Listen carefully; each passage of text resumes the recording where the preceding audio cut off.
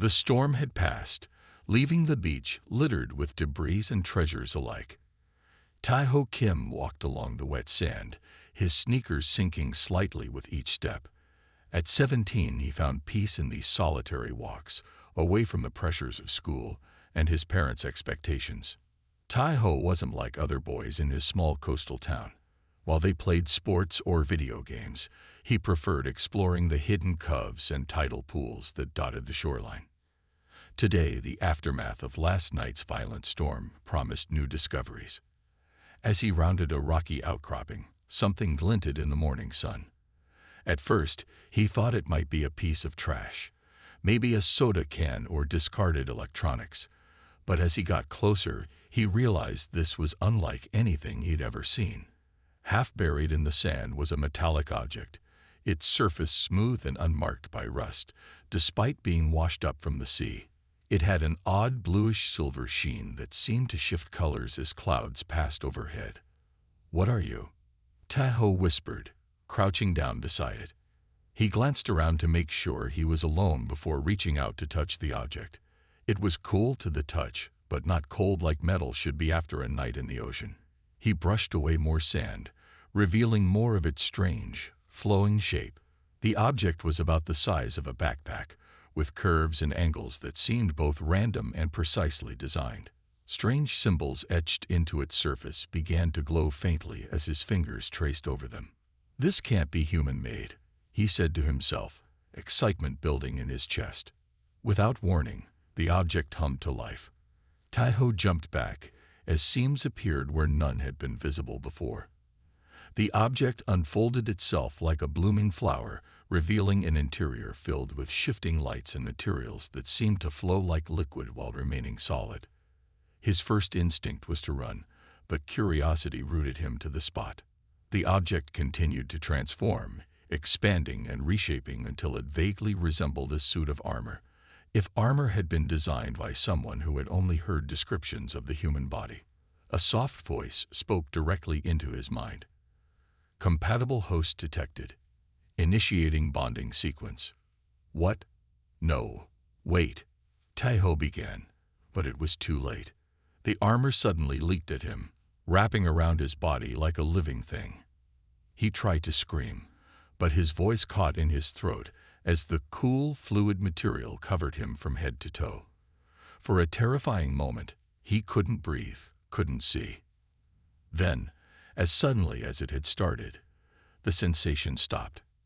Tae-ho found himself standing on the beach, his body encased in the strange material.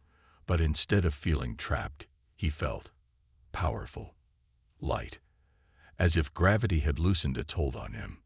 A heads-up display flickered to life before his eyes, showing data he couldn't understand in symbols similar to those on the object's surface. Then the symbols shifted, rearranging themselves into Korean letters he could read. "Hello, bearer," the same voice from before said. "I am Nexus, integrated intelligence of this combat system." Tae-ho spun around, looking for the source of the voice, but saw only the empty beach. "I am speaking directly to your mind through neural interface," the voice explained. "No one else can hear me." What are you?" Tae-ho asked, his voice sounding strange within the helmet that had formed around his head. "I am the last remnant of the Stellar Guardians, defenders of peace across the galaxy. My creator's civilization was destroyed in a conflict beyond your understanding. I have drifted through space for centuries, programmed to seek out a compatible host should my original bearer perish." Tae-ho looked down at his hands, now covered in the same bluish-silver material. "And I'm compatible. Why me?" "The selection criteria are complex. Your genetic makeup, neural patterns, and moral framework align with parameters established by my creators. In simple terms, you were chosen because you can wield my power without being corrupted by it." Tae-ho laughed nervously. "Power? What power?"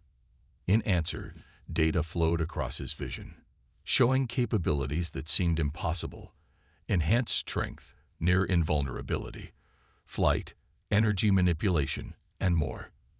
"This cannot be happening," he whispered. "Would you like a demonstration?" Nexus asked. Before Taiho could respond, he felt his body become lighter. He looked down to see himself rising several inches off the ground. "This is basic gravitational control," Nexus explained, "a minor application of my capabilities." Taiho yelped, flailing his arms before finding his balance in midair. A strange exhilaration replaced his fear as he realized he was actually floating. Can I fly?" "Yes, but I suggest practice in a less exposed location." Remembering where he was, Taiho quickly dropped back to the sand. "How do I take this off?" "Simply will it to retract. The armor responds to your thoughts once properly bonded." Taiho focused, imagining the armor withdrawing. To his surprise, it worked. The material seemed to melt away, flowing into a small disc that attached itself to his chest under his shirt. "Compact mode engaged," Nexus said, voice now fainter but still present. "I remain connected to monitor for threats." Taiho touched the disc through his shirt. It felt warm against his skin. Are there others like you?" "No. I am the last of my kind, as far as my data indicates." The weight of this statement hit Taiho hard. He was now the keeper of something unique in the universe, both a privilege and a burden he hadn't asked for. "What am I supposed to do with you?" "My purpose is to protect sentient life from threats beyond their ability to counter. Your world faces such threats, though you may not yet be aware of them." Taiho frowned. "What threats?" "The same forces that destroyed my creators have been expanding their territory. Your planet's location has likely kept it safe until now, but my activation will have sent a signal detectable to advanced technologies." "You mean you've just painted a target on Earth?" Taiho's voice rose in panic. "A simplified but accurate assessment. However, without me, your world would have no defense when they eventually arrived." Taiho sat heavily on a nearby rock, mind racing with implications. "This is too much. I'm just a high school student." "All great defenders begin somewhere," Nexus replied. "We have time to prepare. I will teach you." Miles above Earth, a military satellite designed to detect unusual energy signatures registered a brief, powerful burst from the coastline. Automated systems flagged the anomaly, sending alerts to several government agencies. In an underground facility, a computer screen flashed with the notification. A woman in a lab coat leaned forward, eyes widening at the readings. "Director Park," she called out, "you need to see this." An older man approached, coffee in hand. "What is it, Dr. Lee?"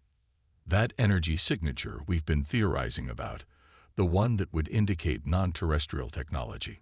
We just detected it." Director Park nearly dropped his cup. "Location: coastal town, about 200 kilometers south. Small place called Helunde. Assemble a team. I want boots on the ground within the hour." Back on the beach, Taiho stood up, a new determination forming despite his fear. "If what you're saying is true, I need to learn fast." "Yes," Nexus agreed. "Your training begins now." As Taiho headed home, the disc warm against his chest, he had no idea that both human authorities and distant, hostile forces had just taken notice of him.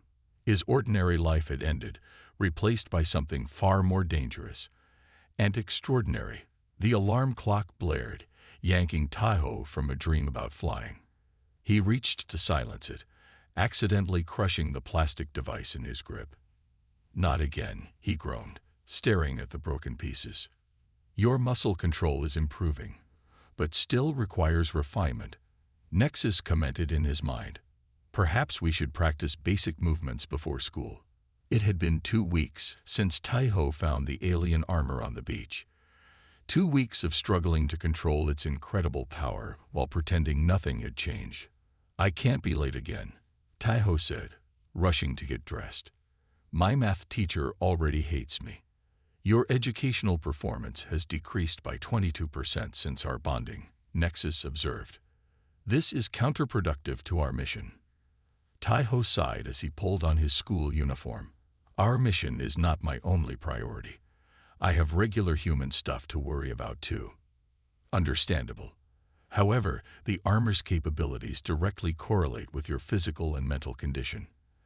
Academic failure will impact our effectiveness. Fine, Taiho grumbled.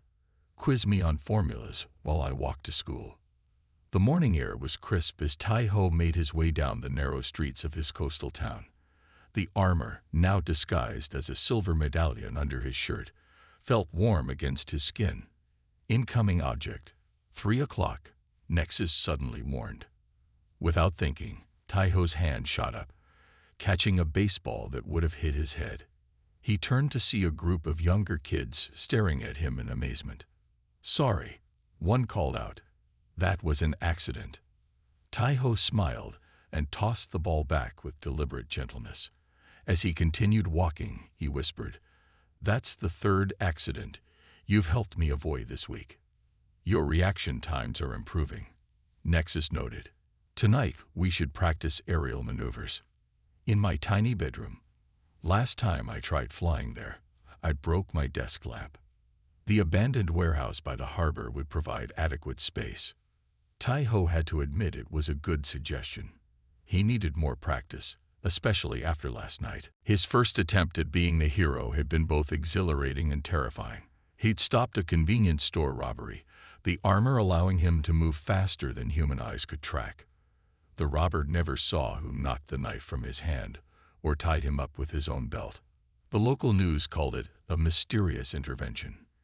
Taiho had been both proud and terrified watching the report with his parents. Taiho. He looked up to see Jisoo waving from the school gate. His best friend since childhood, Jisoo knew him better than anyone, which lately had become a problem. You look tired again, she said as they walked into the school building together. And you missed my texts last night. Sorry, I fell asleep early, he lied. Jisoo raised an eyebrow. With your light on until midnight, I could see it from my window. Taiho fumbled for an excuse. I must have forgotten to turn it off before falling asleep. And the blue flashes coming from your room. Was that you sleeping too? Taiho felt his face grow hot. The energy discharges from his practice session hadn't been as subtle as he'd hoped. I was watching a movie on my laptop. Jisoo looked unconvinced. You've been acting weird for weeks now. You disappear without explanation. You're jumpy, and yesterday in gym class, you outran even the track team members. I've been working out, he said weakly. Taiho, we've been friends forever. I know when you're hiding something. Before he could respond, the bell rang. We'll talk later, he promised, rushing to his classroom. During lunch, Taiho sat alone on the school roof, needing space to talk with Nexus. Jisoo suspects something, he said, unwrapping his kimbap. She's too smart not to notice the changes. Maintaining secrecy is optimal for safety, Nexus replied. However, historical data suggests heroes often benefit from trusted allies. Taiho nearly choked on his food. Heroes. I'm not a hero.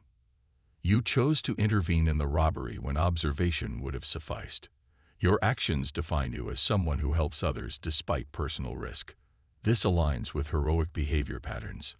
Taiho hadn't thought of it that way. He'd just acted on instinct when he saw the scared cashier facing a knife. About Jisoo, I don't know if I should tell her. What if it puts her in danger? A valid concern. However, there is another matter we must discuss. My sensors have detected government vehicles entering town. They are equipped with technology designed to locate energy signatures similar to mine. Taiho's stomach dropped. They're looking for us. How close are they? They established a base of operations approximately 3.2 kilometers from here this morning. Their equipment is primitive by my standards, but sufficient to narrow their search to this area within days. Before Taiho could process this, the roof door opened. Jisoo stepped out, determination written across her face. I knew I'd find you here, she said, sitting beside him. No more excuses. Tell me what's going on. Taiho looked at his oldest friend, weighing his options. Would you believe me if I said it was complicated? Try me. Just then, Nexus sent an urgent alert to Taiho's mind. Emergency detected. Building fire 3 blocks north. Multiple humans trapped. Tai-ho stood abruptly. I have to go. Now. We're in the middle of school. Jisoo protested. I'll explain later, I promise. He ran for the door, leaving Jisoo staring after him in frustration. Minutes later, the armor fully deployed around him. Tai-ho soared above the town's rooftops. Smoke billowed from an apartment building, flames licking out of several windows. Fire trucks were just arriving. But Tai-ho could hear screams from the upper floors. Structural analysis complete, Nexus reported. Main stairwell compromised. 3 humans trapped on the 5th floor, eastern section. Tai-ho swooped down, crashing through a window into a smoke-filled hallway. The armor protected him from the heat and filtered the air he breathed. Life signs detected behind this door, Nexus guided. Tai-ho kicked the door open to find a mother clutching 2 small children, all 3 coughing from the smoke. Who? What are you? The woman gasped. I'm here to help, Tai-ho said, his voice altered by the helmet to prevent recognition. Please trust me. He gathered all 3 in his arms and made his way back to the broken window. Hold tight, he instructed before leaping out. Using the armor's flight capabilities, he descended safely to the ground, setting the family down where paramedics could reach them. Before anyone could question him, he launched back into the sky. From a distance, watching through binoculars, a woman in a dark suit observed the rescue. She spoke into her radio. Director Park, you need to see this. Our target just revealed himself. That evening, Tai-ho sat on his bed, exhausted but proud. The news was calling the mysterious rescuer a guardian angel. A soft tap came at his window. He opened it to find Jisoo balanced precariously on the branch of the tree between their houses. Jisoo, what are you doing? What I've done since we were 10, she said, climbing in. Using the secret entrance when we need to talk privately. She sat on his desk chair, arms crossed. I followed you today. Not all the way, but enough to see you duck into an alley and something bright flash. Then that flying person appeared at the fire. Tai-ho's heart pounded. Jisoo, that was you, wasn't it? And don't lie to me this time. Tai-ho looked down at his hands. If I tell you, everything changes. You might be in danger. I'm already in danger just being your friend if what I think is true. Her expression softened. But I'm still here, aren't I? With a deep breath, Tai-ho touched the medallion on his chest. The armor partially deployed, covering his arm in the blue-silver material. Jisoo's eyes widened, but instead of fear, they showed fascination. I knew it. Where did you get this? What is it? His name is Nexus, Tai-ho said. And he's from a lot farther away than Seoul.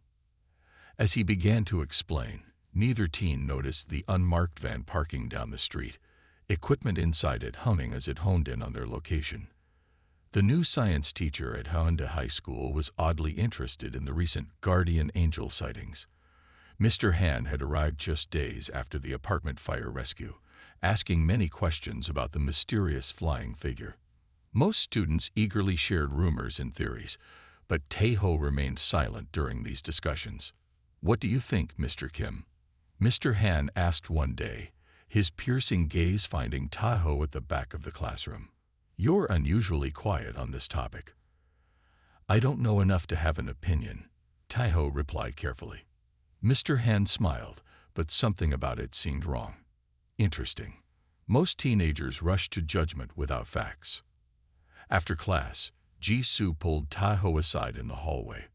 That new teacher gives me the creeps, she whispered. He keeps watching you. Me too, Tai-ho admitted. Nexus says there's something off about him. His body temperature fluctuates weirdly. Since revealing his secret to Jisoo 3 days ago, Tai-ho had found an invaluable ally. She created alibis when he needed to disappear, helped him track local emergencies, and kept a lookout for the government agents Nexus had detected in town. Speaking of weird things, Jisoo said, 2 men in suits were asking questions at my parents' store this morning. Showed some kind of ID and asked if anyone had seen unusual lights or heard strange sounds lately. Taiho's stomach tightened. What did your parents say? Nothing helpful. But Taiho, they're getting closer. These government people have been all over town for days. Nexus, what should we do? Taiho asked silently. Continue normal activities to avoid suspicion. Nexus replied in his mind, but prepare for imminent confrontation. The probability of discovery has reached 78%. That evening, Taiho practiced controlling the armor in the abandoned warehouse by the harbor. Jisoo timed his flight speeds and tested his strength by having him lift increasingly heavy objects. This is insane. She laughed as he hoisted an old shipping container over his head. You're literally stronger than a crane. The armor amplifies his natural abilities. Nexus explained through Taiho, but he has yet to access its full potential. Jisoo checked her watch. We should wrap up. My parents will wonder where I am. As they prepared to leave, Nexus suddenly alerted. Multiple vehicles approaching. Detection equipment active. Government agents. Taiho asked, the armor retracting to its medallion form. Yes, and something else. An energy signature I recognize. Kalar technology. What's Kalar? Jisoo asked, picking up on Taiho's alarmed expression. The ones who destroyed my creators. Nexus replied through Taiho. If my readings are correct, a scout is nearby. Mr. Han, Taiho whispered. He's not human, is he? Before Nexus could answer, the warehouse doors burst open. Flashlight beams cut through the darkness as men in tactical gear entered. Hide. Taiho pushed Jisoo behind some crates and ducked down beside her. Kim Taiho. A voice called out. We know you're in here. We just want to talk. Jisoo gripped Taiho's arm. How do they know your name? Special Operations Command, working with National Intelligence Service, Nexus informed him. They've likely been monitoring communications and school records. What do we do? Taiho whispered. I can create a diversion, Jisoo offered. Lead them away while you escape. Taiho shook his head. Too dangerous.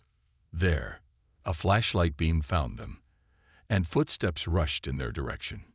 Stay where you are, a man in a suit commanded. Taiho stood slowly, pushing Jisoo behind him. I'm the one you want. Let her go. The man assessed them both. Kim Taiho, Park Jisoo. We need you both to come with us for questioning regarding the unidentified flying object spotted multiple times in this area. We don't know anything about that, Jisoo said defiantly. Evidence suggests otherwise, the agent replied. We've tracked unusual energy emissions to your locations repeatedly. More agents surrounded them. Taiho noticed one speaking quietly into a radio. Assets secured. Bringing them in. Suddenly, Nexus sent an urgent alert. Keller's signature approaching rapidly. Danger imminent. The warehouse wall exploded inward. Agents scattered as debris flew everywhere. Through the dust and smoke, a figure walked calmly into the building. Mr. Han, Jisoo gasped. But the science teacher no longer looked entirely human. His skin had taken on a greenish tint, and his eyes glowed faintly. When he spoke, his voice had a metallic quality. The armor reveals itself at last, he said, looking directly at Taiho. My sensors detected its energy, but I needed confirmation before calling the fleet. Everyone get back. One agent shouted, drawing his weapon. Mr. Han, or whatever he was, flicked his wrist dismissively. A wave of energy knocked the agents off their feet. Humans, he sneered, always interfering. He turned to Taiho. The Guardian armor is far too valuable to waste on your primitive species. Surrender it, and your death will be quick. Taiho felt cold fear shooting through him. Nexus had warned him about the Kalar, but facing one was terrifying. Taiho, the armor. Jisoo urged. Use it now. If I deploy here, everyone will know who I am. He hesitated. An agent who had regained his feet fired his weapon at Mr. Han. The bullets seemed to slow before reaching him, dropping harmlessly to the floor. "Enough," the alien said. He raised his hand toward the nearest agents. "Let me demonstrate what happens to those who resist the Kalar." Energy crackled around his fingertips. In that moment, Tai-Ho made his choice. The medallion on his chest glowed as he mentally commanded, "Nexus, deploy." The alien armor flowed over his body in seconds, transforming the teenager into the armored guardian that had been the talk of the town. The agents stared in shock. One whispered, "It's just a kid." Jisoo ran to the nearest agent. "You need to evacuate everyone. That thing isn't human." The Kalar scout looked pleased. "There it is. The last guardian armor. After I take it from your corpse, my commanders will reward me greatly." "You can try," Tai-Ho said, his voice altered by the helmet. The alien moved with incredible speed, but the armor enhanced Tai-Ho's reflexes. He dodged the first attack and countered with a punch that sent the scout flying into a wall. "Energy weapons online," Nexus announced within the helmet. "Recommended non-lethal restraint protocols." "Agreed," Tai-Ho said, raising his hand. Energy beams shot from his palm, encasing the Kalar in crackling bonds. The alien struggled against the energy restraints. "Fool, do you think this will hold me? My distress signal is already sent. The fleet knows Earth has Guardian technology. We need to get civilians away from here," Tai-Ho told the agents, who were still watching in amazement. "This isn't over." As if on cue, the restraints around the Kalar shattered. He laughed, a horrible mechanical sound. "Indeed it isn't." He pressed something on his wrist, and a shockwave blasted through the warehouse, shattering windows and collapsing part of the roof. "Structural failure imminent," Nexus warned. "Multiple humans in danger." Tai-Ho had to make an impossible choice between pursuing the escaping alien or saving the people trapped by falling debris. It was no choice at all. "Help me save them," he told Nexus, rushing to hold up a collapsing beam that threatened to crush 3 agents. As he worked with superhuman speed to rescue everyone, the Kalar scout escaped. Jisoo helped guide people out while Tai-Ho moved rubble and supported unstable sections. When everyone was safe outside, the agents formed a perimeter around Tai-Ho and Jisoo. "Stand down," a new voice commanded. A woman in a dark suit approached. "I'm Director Yoon of the Special Task Force." "We've been looking for you," Kim Tai-Ho. "How do you know who I am?" Tai-Ho asked, the helmet still concealing his face. "We've been monitoring unusual energy signatures for weeks. Your pattern became clear after the apartment fire rescue." Jisoo stepped forward protectively. "He just saved your agents. He's not your enemy." "Perhaps not," Director Yoon agreed. "But that, teacher, definitely is. What exactly are we dealing with here?" Before Tai-Ho could answer, pain exploded in his head. He fell to his knees as visions flooded his mind. Images of massive ships descending from the sky, cities burning, people running in terror. "Tai-Ho." Jisoo knelt beside him. "The Kalar are coming," he gasped. "I can see it. What they'll do to Earth." The armor was showing him glimpses of the future, or a possible future. Destruction on a scale humanity had never known. "They destroyed Nexus's creators," Tai-Ho told Director Yoon, struggling to his feet. "And now they're coming here because of me, because of the armor." "How long do we have?" she asked, her professional demeanor cracking slightly. "Not long," Nexus replied through Tai-Ho. "The scout's signal will reach the nearest Kalar outpost within days. Their fleet will arrive within weeks." Tai-Ho looked up at the night sky, now seeming more threatening than peaceful.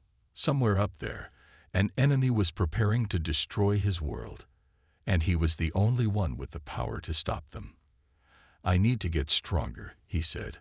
"I need to master the armor before they arrive." "You won't be alone," Jisoo promised, taking his armored hand. Director Yoon nodded grimly. "The government will provide whatever support we can. But understand this. The world is about to change forever, and you're at the center of it all. Tai-ho felt the weight of responsibility crushing down on him. He was no longer just a high school student with an alien secret. He was Earth's first and last line of defense against an enemy that had destroyed entire civilizations. And he had mere weeks to prepare. The mountain cave was cold and damp, but it was the safest place Tai-ho and Jisoo had found in 2 weeks of constant movement. Far from any town or road, it offered protection from both the government agents who hadn't accepted Director Yoon's alliance and the Kaler scouts who had begun appearing across the country. Any signal yet?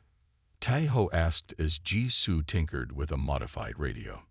Nothing from Director Yoon's team, she replied, adjusting the frequency. But there's increased chatter about strange lights in the sky near Busan. Tai-ho nodded grimly. More Kaler, likely searching for him. Their lives had transformed overnight after the warehouse confrontation. When they'd returned home to pack essentials, they found Tai-ho's house already under surveillance. Only Nexus's advanced warning had allowed them to escape before more agents arrived. Your parents must be worried sick, Tai-ho said, guilt heavy in his voice. Jisoo managed a small smile. The encrypted message Director Yoon sent them should help. At least they know I'm alive and helping save the world. Some hero I am, Tai-ho sighed, looking around their makeshift camp, hiding in a cave while Kaler scouts multiply. Bearer, Nexus spoke in his mind. Your negative assessment is counterproductive. The Guardians did not defeat the Kaler through direct confrontation alone. Then how did they fight? Tai-ho asked aloud for Jisoo's benefit. Through superior preparation and knowledge of the armor's capabilities. There is a training protocol I have not yet revealed. It was meant for dire circumstances. Jisoo moved closer, interest piqued. What kind of protocol? A neural simulation program. It allows the bearer to experience years of training within days of actual time. Tai-ho sat up straighter, like virtual reality. Far more advanced. Your consciousness enters the simulation while your body remains in a protected state. Time moves differently within the program. That sounds dangerous, Jisoo said, concern etching her face. There are risks, Nexus admitted. The neural load is substantial. Previous bearers trained gradually over years, but our timeline is compressed. Tai-ho considered this. Every day brought more reports of strange sightings and unexplained technology failures, signs of increasing Kaler presence. How long would I be? Under, he asked. 3 days in your time, equivalent to approximately 3 years of training in the simulation. Jisoo grabbed Tai-ho's arm. 3 days. I can't protect you for that long if they find us. A new voice spoke from the cave entrance. Perhaps I can help with that. They spun around to see a woman in hiking gear standing there. Tai-ho immediately called the armor, which flowed over his body in seconds. Wait. The woman raised her hands. I'm Dr. Lee Sunmi from Director Yoon's team. She sent me to find you. Jisoo stepped in front of Tai-ho protectively. Prove it. Dr. Lee slowly reached into her pocket and removed a small device. Director Yoon said to show you this. It's a frequency jammer that blocks Kaler detection technology. We developed it after analyzing data from your encounter. Nexus confirmed. The technology appears genuine and beyond current Earth capabilities. She is likely telling the truth. Tai-ho allowed the armor to retract. Why did Director Yoon send you instead of coming herself? There's been a split in the government response, Dr. Lee explained, entering the cave and setting down her backpack. Some officials want to capture you and study the armor. Others, like Director Yoon, believe our only hope is to help you prepare for the invasion. Invasion, Jisoo repeated. Dr. Lee's expression darkened. Our deep space monitoring stations detected multiple objects entering the solar system 2 days ago. They're moving too fast and with too much precision to be natural. The Kaler fleet, Nexus confirmed. Sooner than anticipated. How long do we have? Tai-ho asked. Best estimate, 1 week until they reach Earth orbit, Dr. Lee said. Director Yoon has been trying to convince the military to prepare, but without proof. They don't believe her. Jisoo finished. Not enough to mobilize global defenses. That's why I'm here. I've been studying energy patterns from your armor. It's our only chance against their technology. Taiho looked at Jisoo, then back to Dr. Lee. Nexus has a training protocol that could help me master the armor, but I'll be vulnerable for 3 days. Dr. Lee nodded thoughtfully. My jammer can hide your energy signature, and I know a better location.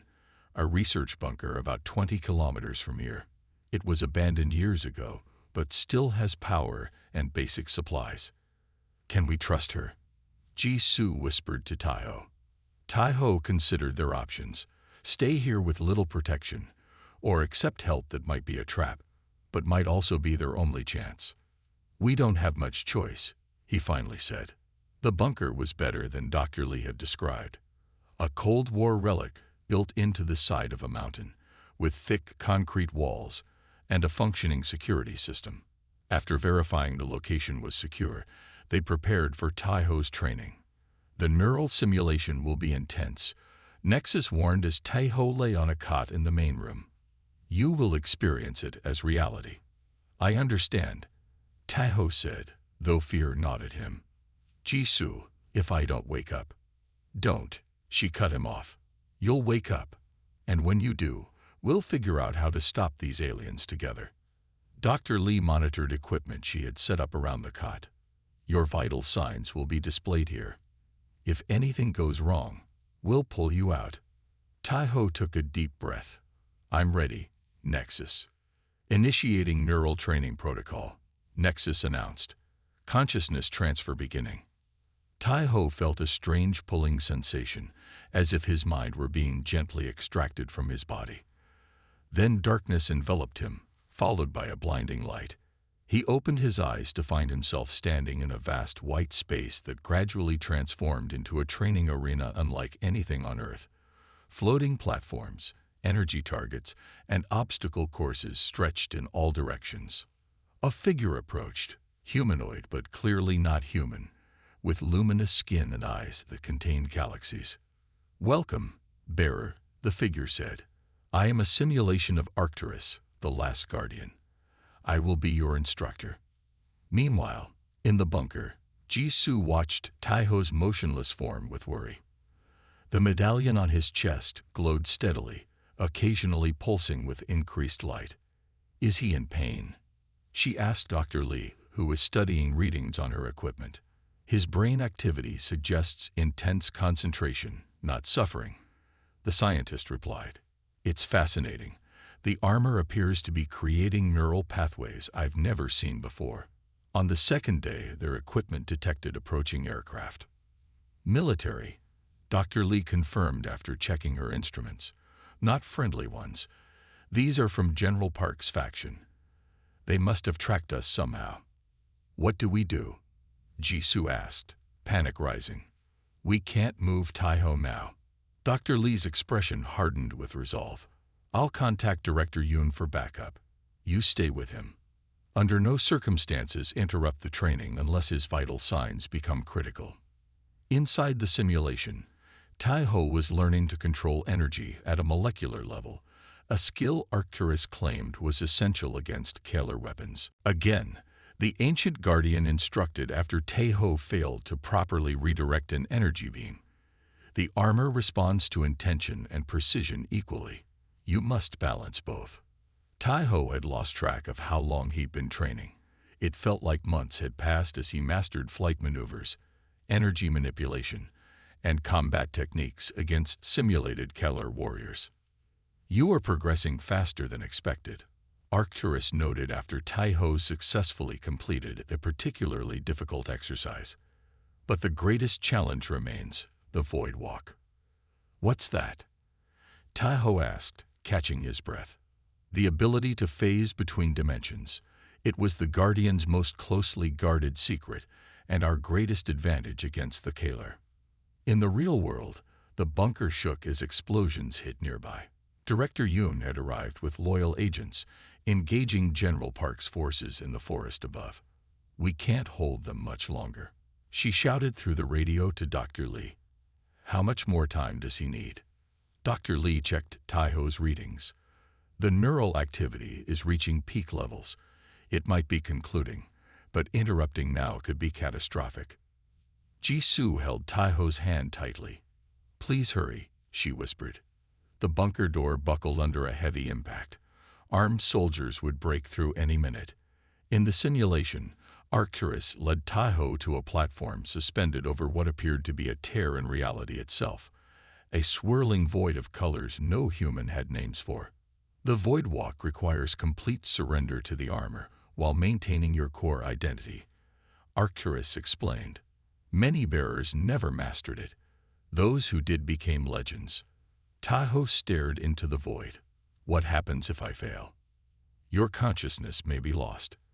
But if you succeed, you will have access to the armor's true power. Taking a deep breath, Taiho stepped off the platform into the void. In the bunker, alarms blared as Taiho's vital signs spiked dangerously. His body arched off the cot, the medallion blazing with light so intense Jisoo and Dr. Lee had to shield their eyes. What's happening? Jisoo cried. I don't know, Dr. Lee shouted back. These readings are off the charts. The bunker door finally gave way. Soldiers poured in, weapons raised, only to freeze at the sight before them. Taiho's body was hovering above the cot, surrounded by a cocoon of blue-silver energy. The light pulsed once, twice. Then Taiho's eyes snapped open. He stood in one fluid motion, the armor flowing over him in a pattern more complex than before. New symbols glowed along its surface, and the energy around him seemed to bend light itself. When he spoke, his voice carried a new authority. The Kalar have entered Earth's atmosphere. They're coming. As if confirming his words, a distant boom shook the mountain. Everyone rushed to the bunker's small window to see a terrifying sight. Massive ships descending through the clouds, their hulls bristling with weapons. The Kalar had arrived. And Taiho, now fully awakened to the armor's power, was Earth's only hope. The sky burned red as the Kalar ships positioned themselves over major cities worldwide. Their massive hulls blocked the sun, casting unnatural shadows across terrified populations. In Seoul, people ran through streets in panic as smaller craft descended, deploying troops and weapons. Military forces from every nation launched counterattacks that proved tragically ineffective. Missiles exploded harmlessly against the ship's shields. Fighter jets were swatted from the sky like insects. In the war room beneath the presidential compound, South Korea's leaders watched the destruction with helpless horror. Screens displayed similar scenes from Tokyo, Beijing, Washington, and dozens of other cities. All conventional weapons have failed, Defense Minister Kang reported grimly. Casualties are mounting. The president looked to Director Yoon. You said you had an alternative defense. Where is it? Before she could answer, the bunker door opened. Soldiers raised weapons, then lowered them in confusion as Taiho walked in, flanked by Jisoo and Dr. Lee. The armor's medallion glowed visibly through his shirt. Mr. President, Director Yoon said, this is Kim Taiho. He's what stands between us and extinction. The president stared in disbelief. A boy. This is your secret weapon. Taiho met his gaze steadily.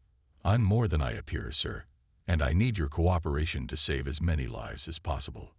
The Kalar commander is broadcasting worldwide. An aide interrupted, pointing to the main screen. The image shifted to show a being similar to Mr. Han but larger, with elaborate armor and skin that seemed to shimmer with metallic patterns.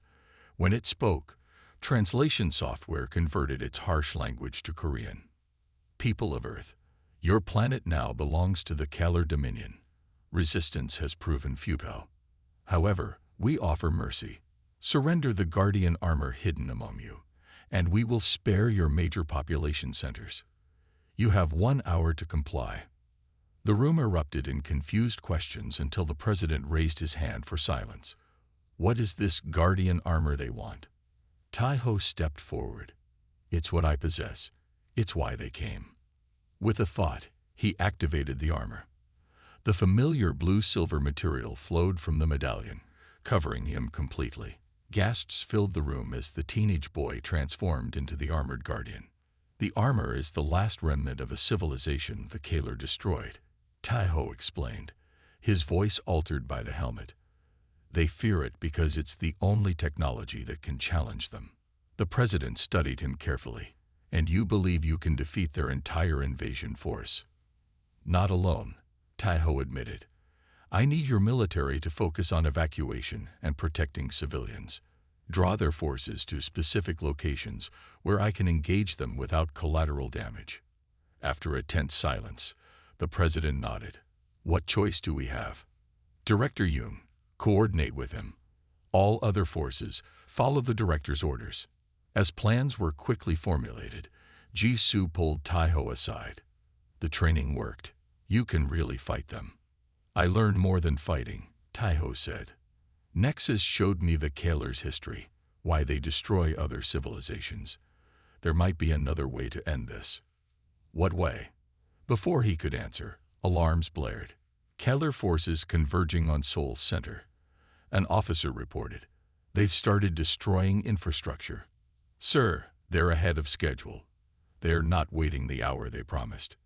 Typical Kaler deception, Nexus commented within Taiho's mind. Their word means nothing. I have to go now, Taiho told Jisoo. Stay with Director Yoon. Help coordinate the response. Without waiting for her reply, he activated the armor's flight capability, launching upward through an access shaft and into the sky above Seoul. The city below was in chaos. Kaler troops moved through streets in formation, their advanced weapons cutting through anything in their path. Their ships hovered overhead, raining destruction on selected targets. Guardian armor detected. A mechanical voice boomed from the largest ship. Surrender or witness the destruction of this city. Taiho activated the communication system Nexus had taught him to use. I am the bearer of the Guardian legacy. I challenge the Kaler commander to single combat by the ancient rites of engagement. There was a long pause. Then a new voice responded. The human knows our ways. Interesting. I accept your challenge, Guardian. Meet me at the highest point in this primitive city. Taiho flew toward Seoul Tower, its distinctive silhouette visible despite the smoke surrounding it. As he approached, he saw a single figure waiting on the observation deck. The same commander from the broadcast. I am Warlord Kizax of the Kaler Dominion, the alien announced as Taiho landed. I have destroyed 17 Guardian Bearers across 3 galaxies. You will be the 18th. I don't want to fight you, Taiho replied. I want to negotiate. Kizax laughed, a sound like metal scraping stone. Negotiations are for equals. You are not our equal. Without warning, he attacked. Energy blasts fired from his gauntlets, stronger than anything Taiho had faced before. The armor absorbed most of the impact, but the force still sent him sliding backward. Armor integrity at 92%, Nexus reported. His weapons are calibrated specifically against Guardian technology. Taiho responded with his own energy blast, which Kizax easily deflected. The alien moved with incredible speed, closing the distance and striking with a force that cracked the concrete beneath Taiho's feet. You are untrained, human, Kizax taunted. The armor chose poorly. The battle intensified. Taiho used every technique from his training, but Kizax countered each one. They exchanged blows that would have leveled buildings, protected only by the armor's containment field that prevented collateral damage. Below, civilians recorded the battle on their phones, footage spreading worldwide instantly. Humanity watched as a teenage boy in alien armor fought for their survival. Taiho found himself outmatched in direct combat. Kizax had centuries of experience fighting Guardians. We need to change tactics, Nexus advised. Initiate the Void Walk. Not yet, Taiho replied. I need to understand why they're doing this first. He dodged another attack and created distance between them. Why do the Kaler destroy other civilizations? What drives your conquest? Kizax paused, seemingly surprised by the question. Necessity. Our homeworld is dying. Has been for millennia. We take what we need to survive. There are other options besides destruction, Tahoe argued. Cooperation, shared technology. Tried and failed. Kizaks cut him off. Early in our expansion, we sought peaceful coexistence. We were betrayed, our delegation slaughtered. We learned our lesson. In that moment, Tahoe understood what Arcturus had shown him in the training simulation, the missing piece of history, the cycle of violence that had trapped both Guardians and Kaler in endless war. Your ancestors were wronged, Tahoe acknowledged. But continuing this path only ensures more suffering. The Guardian armor showed me your history and a possible future. Enough talk. Kizaks charged again, his gauntlet transforming into a blade of pure energy. This time, instead of dodging, Tahoe stood his ground. As the blade struck his chest, he activated the Void Walk. The world around them shifted, colors inverted, sound vanished, and reality itself seemed to fold. Tahoe and Kizaks were suddenly standing in a space between dimensions, the void that Arcturus had shown him. What is this? Kizaks demanded, his confidence visibly shaken. This technique was lost with the last High Guardian. Not lost. Just waiting, Tahoe replied. The armor glowed brighter, transforming into its ultimate configuration. New layers of protection formed, symbols of ancient power illuminating its surface. In this place, I can show you truth without deception, Tahoe continued. See what I see. He reached out, touching Kizaks' armor. Images flowed between them. Tahoe sharing what Arcturus had revealed about a third option, a solution neither Guardians nor Kaler had been willing to attempt. Impossible, Kizaks whispered. Our scientists determined it couldn't be done. Your scientists didn't have Guardian technology working alongside them. Tahoe countered. Together, we could save your homeworld without destroying others. For a long moment, Kizaks was silent. Then, if this is deception, it's not. Return to your fleet. Verify what I've shown you. I'll wait for your answer. Tahoe ended the Void Walk, reality snapping back into place around them. They stood again on Sol Tower. The battle paused. Without another word, Kizaks activated his transport technology and vanished. For 3 tense days, the Kaler ships remained in Earth's orbit, weapons ready but silent. Governments worldwide prepared for either peace or final destruction. Tahoe waited at a neutral location, a platform built hastily in the middle of the Pacific Ocean. Jisoo, Director Yoon, and representatives from major nations stood with him. What if they just attack? A U.S. general asked nervously. They won't, Tahoe replied with calm certainty. They're searching their archives, confirming what I showed Kizaks. On the 3rd day, a single Kaler ship descended. Kizaks emerged with 3 other Kaler officials. We have verified your claims, he announced without preamble. The solution you proposed is theoretically viable. Our scientists never considered combining our technology with Guardian designs. Then you'll withdraw your forces, the UN Secretary-General asked. We will establish a cooperative research initiative first, Kizaks stated. If progress is satisfactory, our fleet will depart to implement the solution at our homeworld. It wasn't perfect, but it was a beginning. Over the next weeks, a remarkable collaboration formed. Human scientists working alongside Kaler engineers, with Tahoe and Nexus providing the critical Guardian knowledge that bridged the gap between them. 1 month after the invasion began, the majority of Kaler ships departed peacefully, leaving behind only a small diplomatic contingent. In the aftermath, Tahoe stood on the roof of his school, looking at the stars with Jisoo. So what now? She asked. Back to being a normal student. Tahoe smiled. I don't think normal is an option anymore.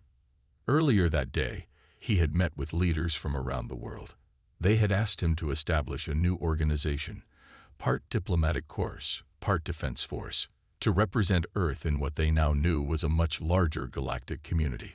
The Kaler won't be the last visitors we get, he explained to Jisoo. Now that Earth is known to have Guardian technology, others will come. Some as friends, some as enemies. And you'll protect us, she said. It wasn't a question. Not alone, Taiho replied. I'm building a team. Director Yoon is handling government relations. Dr. Lee is studying the technology. And I need someone I trust completely to help me make the right decisions. Jisoo smiled. Are you offering me a job? I'm offering you a purpose, the same one I found when I picked up that strange object on the beach. To protect our world while helping it grow into something better. As they watched the evening sky darken, a shooting star streaked overhead. But Taeho knew it wasn't a meteor. His enhanced senses detected the regular pattern of an artificial craft. Another visitor? Jisoo asked, noticing his expression. Yes, Taeho confirmed as Nexus provided analysis. But not hostile. Actually, I think they're responding to a beacon the armor activated during the final transformation. Guardian allies. Taeho nodded, the medallion glowing softly against his chest. The universe is bigger and more complex than we ever imagined, and we've just taken our first steps into it. As the light from the approaching ship grew brighter, Taeho knew his journey as the armor's bearer was just beginning. From an ordinary teenager to Earth's defender in mere weeks, it seemed impossible. Yet standing there, ready to face whatever came next, he finally understood why the armor had chosen him. Not because he was special, but because he was willing to try.